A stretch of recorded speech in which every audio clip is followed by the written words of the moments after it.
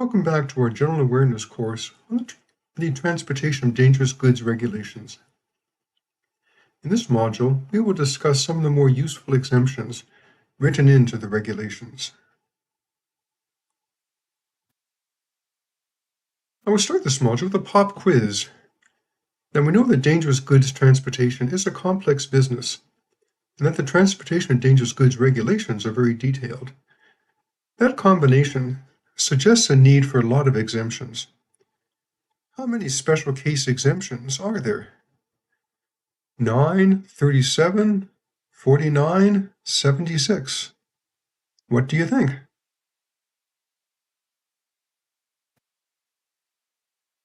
If you said 37, give yourself a pat on the back. You were right.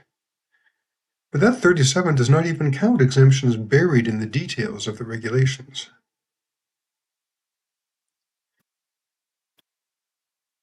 We established that there are exemptions, but I want to stress that you must read them closely, as most have limitations.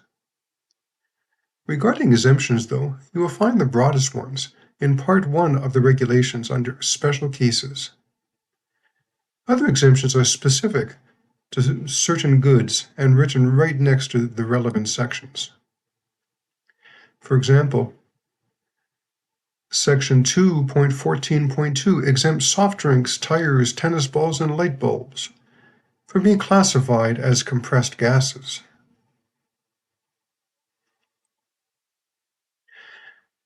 Now I'd like you to turn to page 6 of your participant guide. Here you will find a list of all 37 special case exemptions. How many apply to your organization?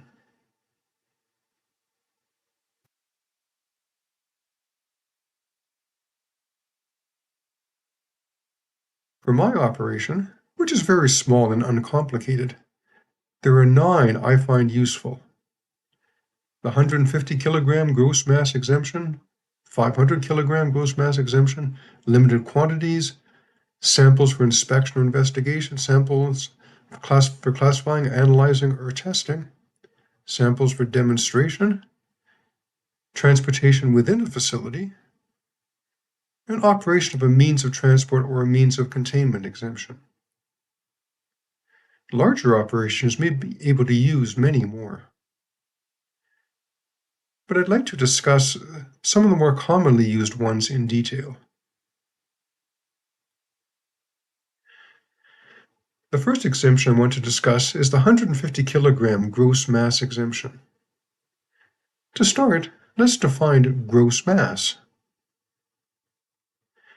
This is the mass of the means of containment plus all of its contents. So for our gas cylinder shown on the slide, it is the mass of the cylinder itself plus the mass of the dangerous goods inside.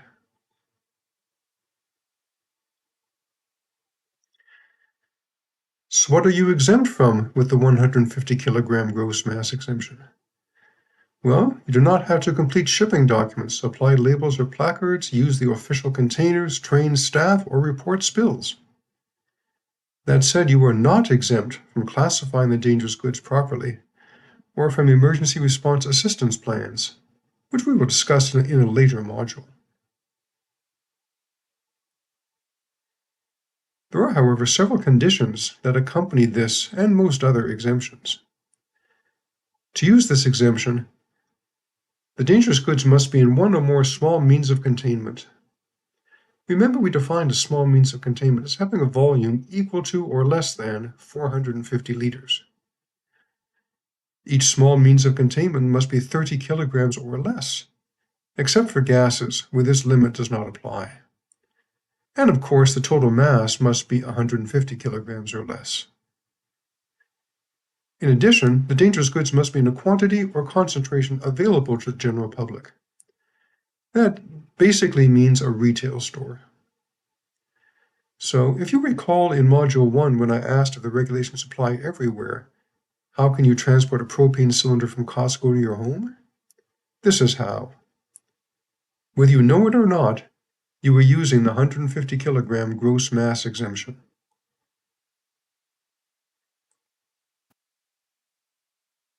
Lastly, several exemptions have limitations applied to them.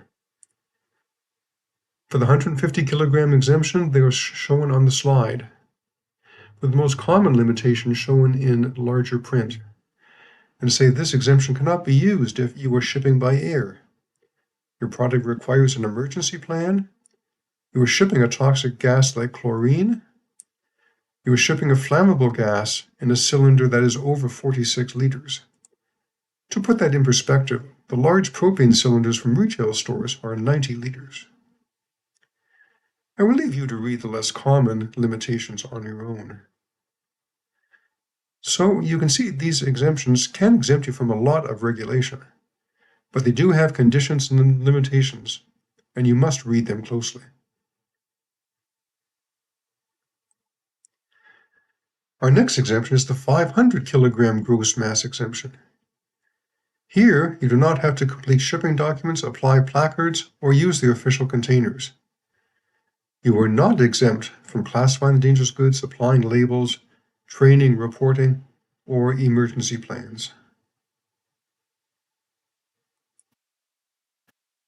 As with the 150 kilogram exemption, the 500 kilogram exemption has a series of conditions, including each means of container, other than gases, has a gross mass under 30 kilograms. Each means of containment has a label. The consignment is accompanied by a shipping document or some document that lists the primary class of the dangerous goods and the total number of containers. For example, a document that simply says Class 3, number of containers 10, Class 8, number of containers 12 would suffice. And of course, the gross mass of all dangerous goods must be less than or equal to 500 kilograms.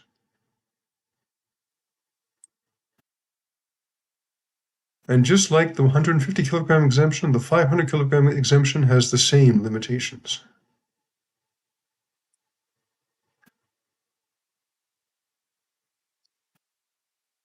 Getting into other exemptions, we have the limited quantities exemption.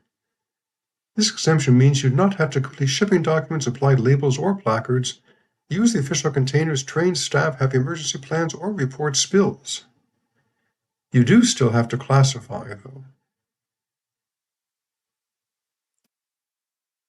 So under what conditions would this exemption apply? Well, that requires a couple of definitions. First, an outer means of containment is the outermost container, while an inner means of containment is a container inside the outer container. Follow that? I don't blame you if you didn't. But let's take an example. Say you bought a case of wine. The outermost container is the box. The wine bottles themselves are inside the box, and thus they are the inner means of containment. So, with those definitions out of the way, when would this exemption apply? Well, it applies if the dangerous goods are in a proper means of containment. Each outer means of containment, like the wine box, is under 30 kilograms. Each inner means of containment, like the wine bottles, are under the value in Schedule 1. So in this case, as long as the above conditions are met, there is no maximum for the mass of all of the means of containment taken together. Now, what is this value in Schedule 1? Let's take a look at an example. Look in column 6A, we see a limited quantities exemption of 1 liter. If we talk about a case of methanol, what that means is that each bottle of methanol must contain 1 liter or less, and the box must be 30 kilograms or less.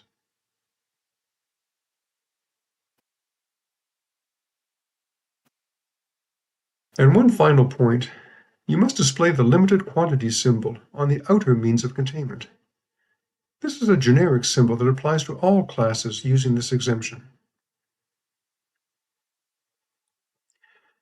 As a practical example, this is a picture of an Amazon package we received that displays the limited quantities exemption.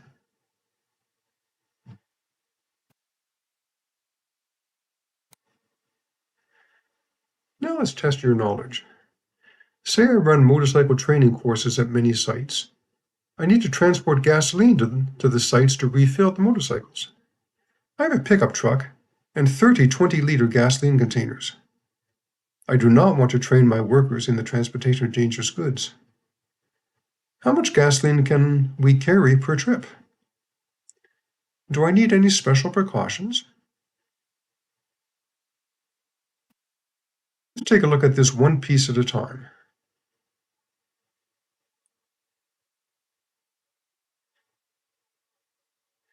The limited quantity index for gasoline, as you can see in column 6A, is 30 liters. Since my containers are 20 liters, each container is fine.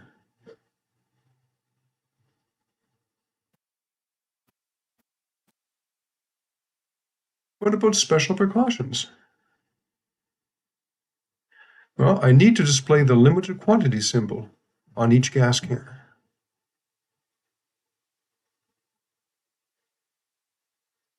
But the pickup truck already holds 20 liters of gas. Does that matter?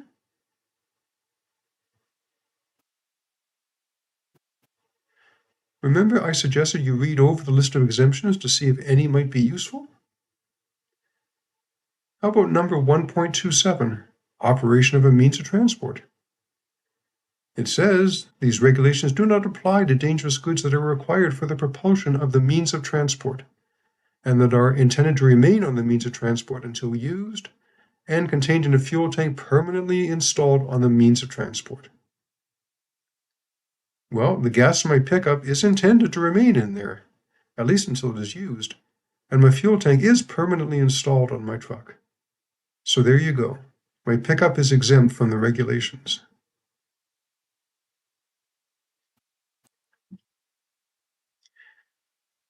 There are a couple more exemptions I want to talk about. I want you to imagine you have a glass of whiskey in front of you. Now pick up the glass and take a drink. Wait! By moving the glass of 40% ethanol, you just transported dangerous goods. But more practically, think about moving dangerous goods from shelf to shelf within your warehouse. Do you need paperwork, training, etc., to do that? Again, exemptions to the rescue. This time 1.25, transportation within a facility. This exempts you from the whole regulation, as long as you are moving dangerous goods from one place in your facility to another place in your facility. And your facility is a manufacturing or processing facility to which public access is controlled. That is, not a retail store. Saved again. But what if I operate two facilities that are separated from each other? Ever hear the phrase, there's an app for that? Well, there's an exemption for that. Number 1.28, transportation between two properties exemption. Again, exempts you from all parts of the regulations.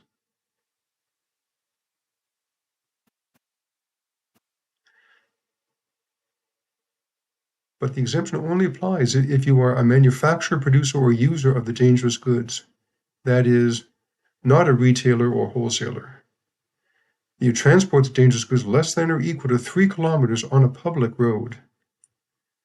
You own or lease both properties. The goods are in a proper means of containment. You advise the police in writing of the nature of the dangerous goods no more than 12 months in advance of the transport. And your vehicle has displayed on it the placard of the primary class of the dangerous goods, or the danger placard, which we will discuss in a later module.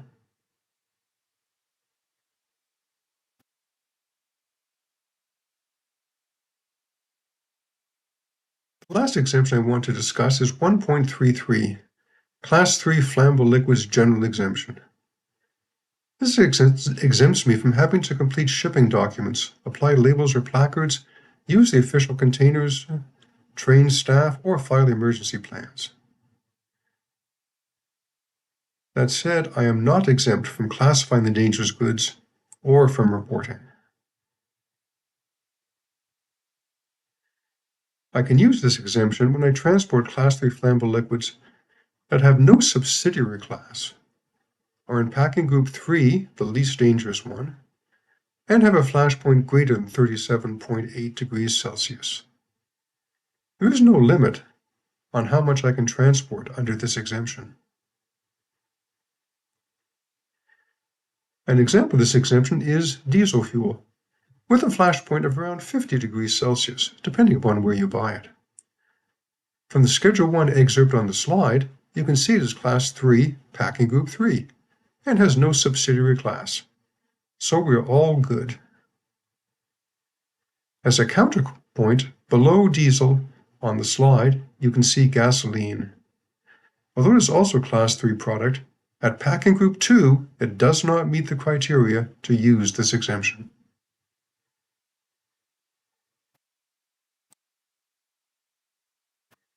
While the regulations contain many more exemptions, I've highlighted the major ones and tried to give you a taste of some of the complexities and conditions they impose. I want to end this module with another example. Suppose I have 7 old transformers containing 25 kilograms of PCBs each that I want to ship from Burnside Industrial Park in Dartmouth to Bears Lake Business Park in Halifax. Are there any exemptions I can use? Now some details on the load. The transformers are UN number 2315. They're Class 9 Packing Group 2. The total mass is 175 kilograms, and I do not require an emergency plan.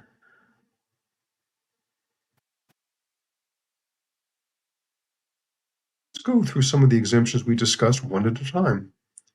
First, what about the 150 kilogram gross mass exemption? Nope, too heavy. Okay, the 500 kilogram gross mass exemption. Okay, I can, if I label the transformers.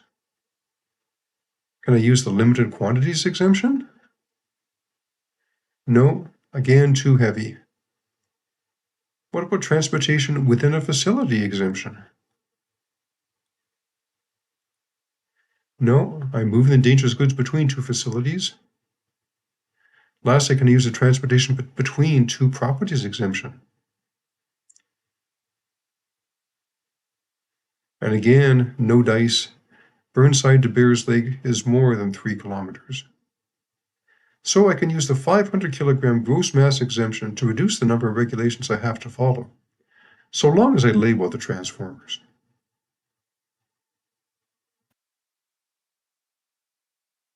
And that concludes our discussion of some of the exemptions written into the Transportation of Dangerous Goods regulations. I invite you now to move on to Module 4, where we will discuss shipping documents.